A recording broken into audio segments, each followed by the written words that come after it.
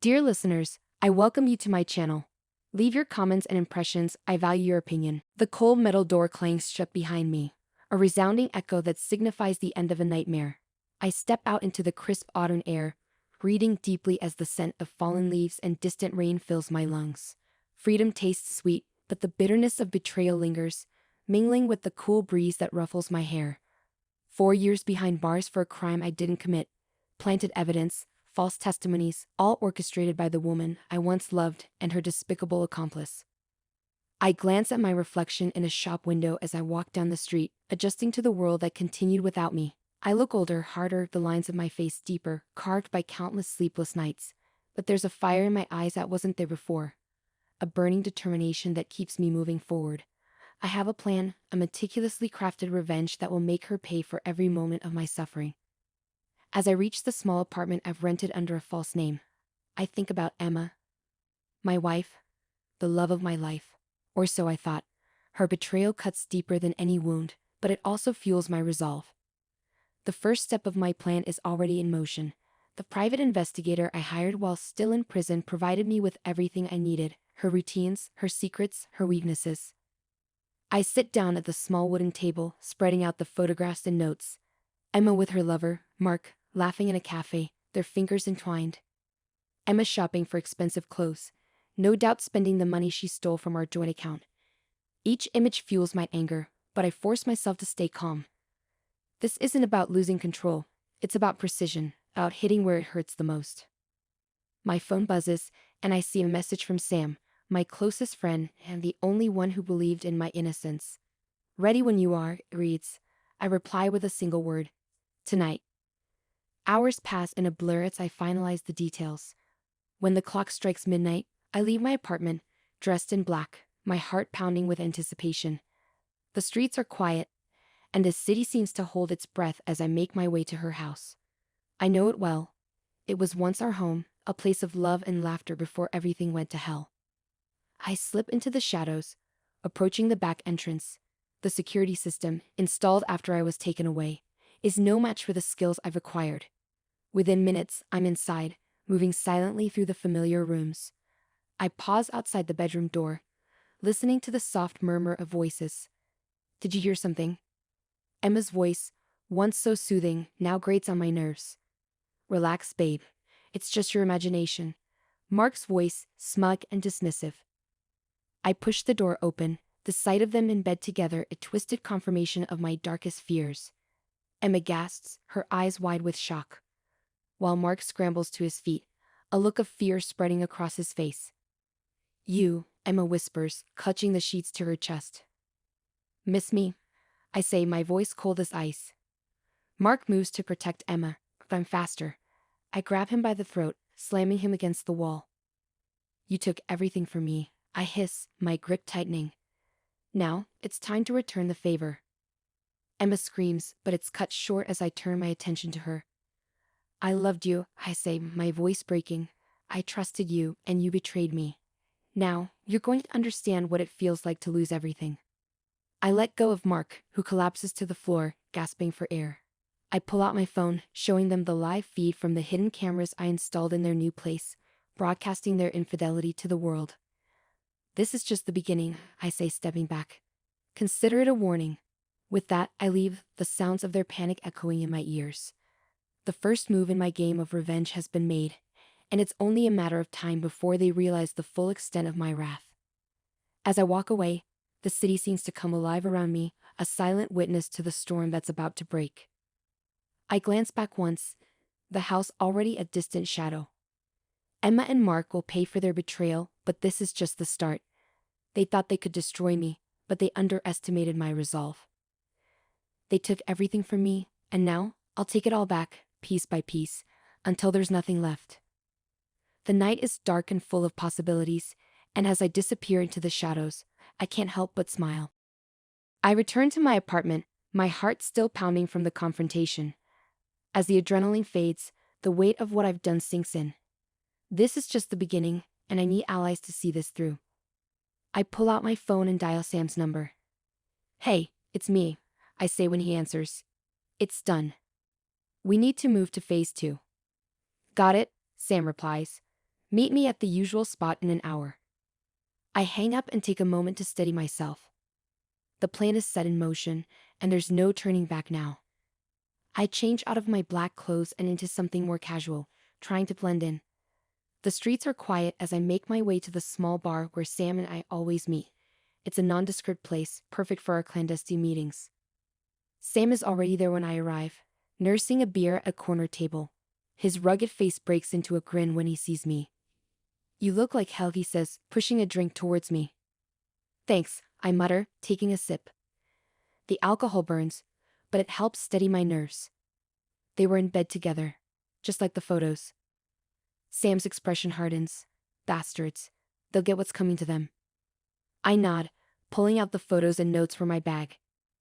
We need to hit them where it hurts the most. I have a contact who can help us with the financial side of things. Who? An old friend from college, Lauren. She works in cybersecurity now, and she's the best. She owes me a favor. Sam raises an eyebrow. Think she'll go for it? She will. She hates cheaters as much as I do. I pull out my phone and send a message to Lauren, asking her to meet us. A few minutes later, my phone buzzes with her reply.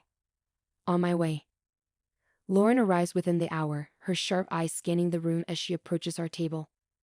Long time no see, she says, sliding into a seat. Heard you got out. I knew you were innocent. Thanks, I say, genuinely touched. I need your help, Lauren. Emma and her lover framed me, and now I need to take them down.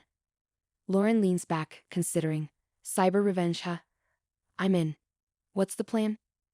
We start with their finances, I say, spreading out the documents. Emma's been embezzling money from our joint account and laundering it through Mark's business. If we can expose that, we can ruin them both. Lauren nods, her fingers already flying over her laptop keyboard. I'll need a few days to dig into their accounts and find the evidence. In the meantime, what's phase 3? Public humiliation, Sam interjects. We've got footage of their affair. If we can leak it to the right places, it'll destroy their reputations. Lauren smirks. You've thought this through. I like it. I'll set up a secure server and start gathering data. We'll need to be careful, though. If they get wind of this, they'll come after us. I know, I say. That's why we need to move fast. Can you get us into their email accounts? Already on it. Lauren replies, typing rapidly. I'll have access by tomorrow. We can plan some incriminating evidence while we're at it. As we finalize our plans, the bar starts to fill up with late-night patrons. I glance around, feeling a surge of paranoia. We should go, I say. Meet back here tomorrow night. Agreed, Sam says, finishing his beer. Stay low, everyone. We can't afford any mistakes. We part ways, each of us heading in different directions. As I walk back to my apartment, my mind races with thoughts of the next steps. The confrontation with Emma and Mark was just the first shot in a long war. Now, it's time to bring out the heavy artillery. The next day, I wake up early, my body still adjusting to the outside world. I check my phone to find messages from both Sam and Lauren. Sam has found a potential ally within Mark's company, a disgruntled employee named Dave who might be willing to help us. Lauren has already broken into their emails and found some promising leads. I meet Sam at a diner downtown. He's already talking to Dave, a nervous-looking guy in his 30s with a perpetual scowl. This is Dave, Sam says by way of introduction. He's got some dirt on Mark. Dave nods, glancing around nervously. Mark's been skimming money from the company for years. I've got proof, but I need protection.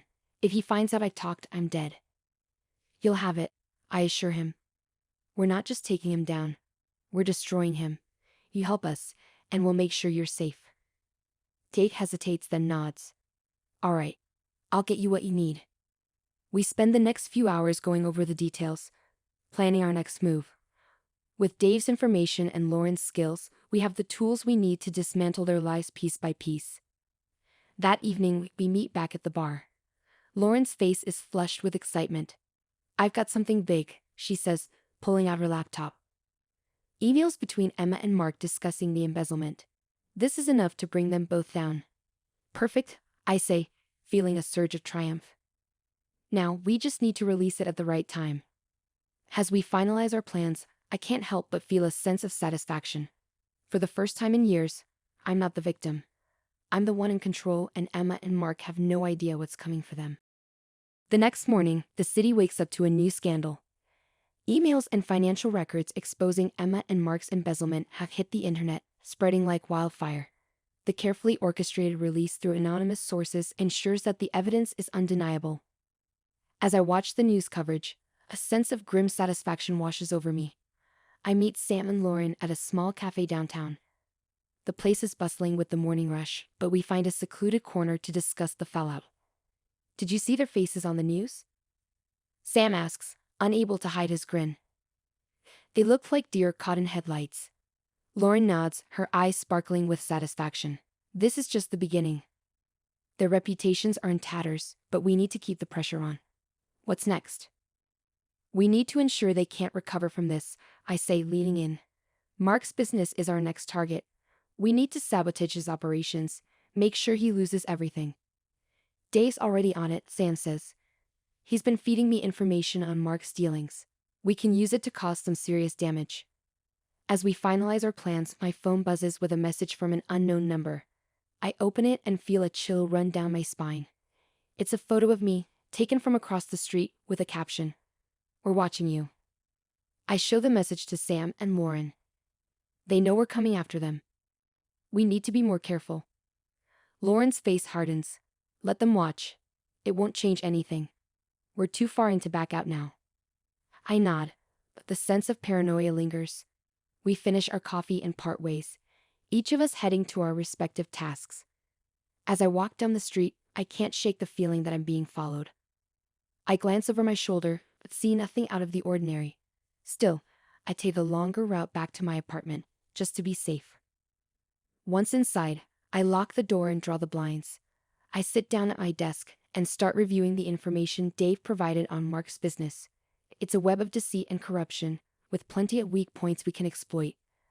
A knock at the door startles me. I grab a kitchen knife and approach cautiously. Who is it? It's Dave, comes the muffled reply. I open the door a crack to see his nervous face. Can I come in? I let him in, locking the door behind him. What's going on? I've got more information, Dave says, handing me a USB drive. It's everything you need to take down Mark's company, but you need to move fast. He's starting to suspect something. Thanks, Dave, I say, taking the drive. You've done the right thing. Dave looks around nervously. Just make sure he goes down. I can't go back to that job. Not with him knowing I betrayed him. You'll be safe, I assure him. We'll take care of everything. As Dave leaves, I plug the USB drive into my laptop. The files are a treasure trove of incriminating evidence, fraudulent contracts, bribery, and more. This is enough to bring Mark's empire crashing down. I call Sam and Lauren, arranging another meeting. We gather at Lauren's apartment this time, a cozy place filled with computer equipment and surveillance gear. Dave came through, I say, showing them the files. This is enough to destroy Mark's company. We just need to decide the best way to release it. Lauren scans through the documents, her eyes widening. This is gold.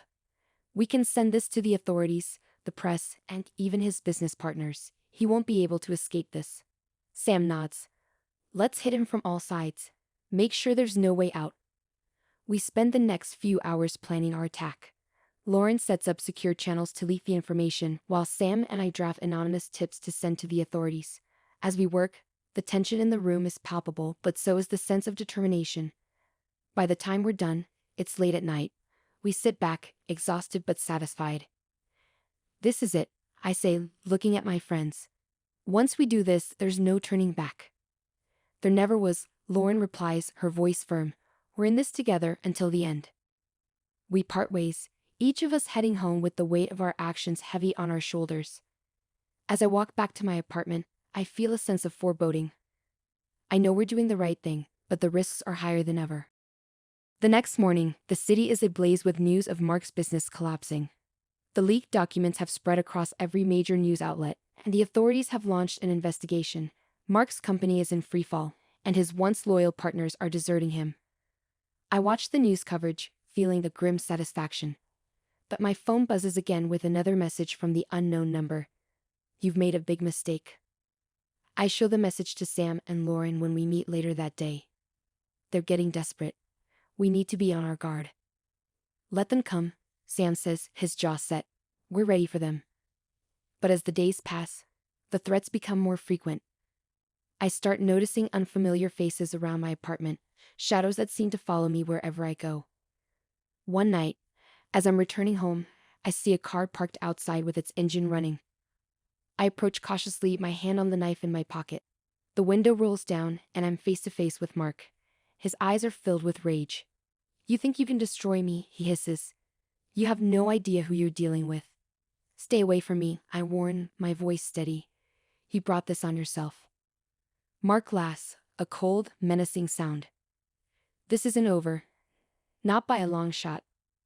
He speeds away, leaving me standing in the dark, my heart pounding. I know he's right. This war is far from over, and the stakes are higher than ever. But I won't back down. Emma and Mark have taken everything from me, and I'll see them pay, no matter the cost. As I walk back to my apartment, I realize the game has changed. It's no longer just about revenge. It's about survival. The tension is palpable as I prepare for what I know will be the final confrontation. Mark's threat lingers in my mind, a constant reminder that we're playing a dangerous game. Over the past few days, Sam, Lauren, and I have worked tirelessly to stay ahead of our enemies, but the pressure is mounting. We meet at Lauren's apartment one last time, the air thick with anticipation. Mark's going to come after us, I say, pacing the room. We need to be ready for anything. Lauren nods, her fingers flying over her keyboard. I've set up a secure location where we can monitor everything. It's off the grid, so they won't be able to find us. Sam looks grim. I've got some friends in law enforcement who can help if things get out of hand. But we need to make sure we have irrefutable evidence against Mark and Emma. I think it's time we confront them directly, I say, my mind racing with possibilities. We need to draw them out, make them show their hand. Lauren and Sam exchange glances, then nod. Let's do it, Sam says, but we need a solid plan. We spend the next few hours crafting our final gambit. Lauren hacks into Mark and Emma's phones, setting up a meeting under the guise of a desperate attempt to negotiate. We choose an abandoned warehouse on the outskirts of town as the location, ensuring that we have the upper hand. As the sun sets, we make our way to the warehouse. The place is eerily quiet, the only sound the distant hum of the city. We set up our equipment, positioning hidden cameras and microphones to capture every moment. My heart pounds in my chest, the anticipation almost unbearable. They're here, Lauren whispers, pointing to the surveillance feed. Mark's car pulls up, and he steps out, his expression cold and calculating. Emma follows, her face a mask of fear and desperation. Sam and I step out from the shadows, confronting them head-on. It's over, Mark, I say, my voice steady. We have everything we need to bring you down. Mark sneers, but there's a flicker of uncertainty in his eyes. You think you've won? You're nothing but a pawn in a game you don't understand. Emma steps forward, her voice trembling. Please, let's talk about this. We can find a way to settle this without ruining each other. There's nothing to settle, I reply coldly. You framed me, stole my life, and now you're going to pay. Before they can respond, Lauren's voice crackles through the earpiece. We've got company. A black SUV just pulled up outside. My blood runs cold. Mark's backup has arrived. Get ready, I whisper to Sam, who nods, pulling out his phone to alert his contacts in law enforcement. The warehouse doors burst open, and several armed men storm in. Drop your weapons. One of them shouts, aiming his gun at us. Mark's smug expression returns. You didn't think I'd come unprepared, did you? I raise my hands, trying to stay calm. You're making a mistake. The police are on their way. Mark laughs. I doubt that. My people have taken care of everything. You're outnumbered and outmatched. But before he can gloat any further, the sound of sirens fills the air. A moment later, police officers swarm the warehouse, guns drawn. Freeze. An officer shouts. Drop your weapons and put your hands in the air. The armed men hesitate, then slowly lower their guns. Mark's face contorts with rage as he realizes his plan has failed. This isn't over, he snarls. Oh, it is, Sam says, stepping forward. We've got everything we need to lock you up for a long time. As the police take Mark and his men into custody, Emma collapses to the ground, sobbing. I'm sorry, she whispers. I never wanted it to come to this. I look at her, feeling a pang of sorrow. You made your choices, Emma. Now you have to live with the consequences. The police escort them away, and I finally allow myself to breathe. It's over. The nightmare that began 4 years ago has come to an end. But as I turn to thank Sam and Lauren, something catches my eye. A flash drive on the ground, dropped in the chaos. I pick it up and hand it to Lauren. Can you check what's on this? Lauren nods, plugging it into her laptop. Her eyes widen as she scans the contents. This is huge. It's a list of names, transactions, everything. Mark wasn't just embezzling, he was part of a massive criminal network. I stare at the screen, my mind racing. We need to get this to the authorities. This could bring down everyone involved. As we prepare to leave, my phone buzzes with a message from an unknown number. You think you've won, but this is just the beginning. We're always watching. I show the message to Sam and Lauren, who exchange worried glances. Looks like we stirred up a hornet's nest, Sam says. We'll deal with it, I reply, feeling a renewed sense of determination. We've come this far. We can handle whatever comes next. As we walk out of the warehouse into the night, I can't help but feel a sense of closure. The fight isn't over, but for the first time in years, I'm free. And with Sam and Lauren by my side, I know we can face whatever challenges lie ahead. The city lights flicker in the distance, a symbol of hope and new beginnings. We've won the battle, but the war is far from over, and I'm ready for whatever comes next.